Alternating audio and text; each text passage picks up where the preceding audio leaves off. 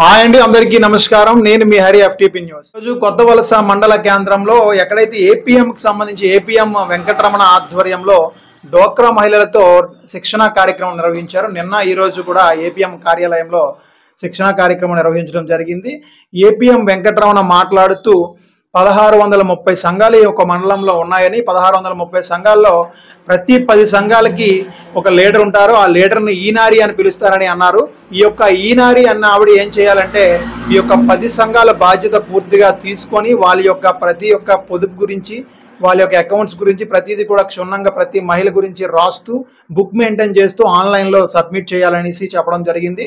దీంతో పాటు ఈనారి అనే ఎవరైతే లీడర్ ఉంటారో ఆ ఈనారి అన్న ఆవిడ ఫోన్ అనేది వ్యక్తిగత ఫోన్ అనేది మెయింటైన్ చేయాలి. ఆ వ్యక్తిగత ఫోన్ అనేది కరెక్ట్గా వాడే పద్ధతి కూడా తెలుసుకోవాలని ఆయన చెప్పడం జరిగింది. దీంతో పాటు ఎక్కువగా ఈ యొక్క మహిళా సంఘాల్లో ఉన్న ప్రతి ఒక్క మహిళకు అవగాహన శిక్షణ కార్యక్రమం కూడా ఇస్తూ ఉండాలని చెప్పారు. అదేవిధంగా ఈనారికి సంబంధించిన సంఘ మీటింగ్లు ఎక్కడైనా సరే గూగుల్ ఫోటో ద్వారా ఫోటో తీసి లొకేషన్ ఫోటో తీస్తూ పైన ఉన్న అధికారులు కూడా పంపించాలని చెప్పడం జరిగింది.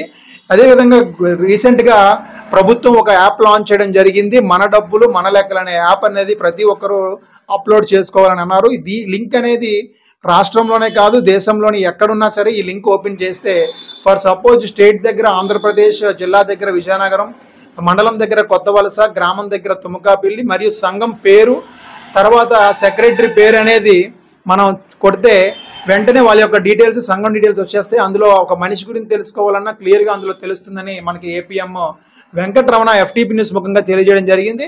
ఈరోజు కొత్త వలస జంక్షన్ కూడల నుంచి కూడా ఎంఆర్ఓ కార్యాలయం వరకు పెద్ద ఎత్తున ర్యాలీలో 123 ఈనారీలతో పెద్ద ఎత్తున ర్యాలీ చేసి మన డబ్బులు మన లెక్కలను నినాదం చేసుకుంటూ ఈరోజు కార్యక్రమం ముగించడం జరిగిందని ఏపీఎం వెంకటరమణ చెప్పారు. ఈ యొక్క కార్యక్రమంలో సీసీలు, విఓఏలు, ఎంఎస్ ప్రెసిడెంట్ మరియు ఈనారీలు పాల్గొన్నారని చెప్పడం జరిగింది. చూస్తూనే ఉండండి ఎఫ్టీపీ న్యూస్. మరిన్ని వివరాలతో మీ ముందుంటాను.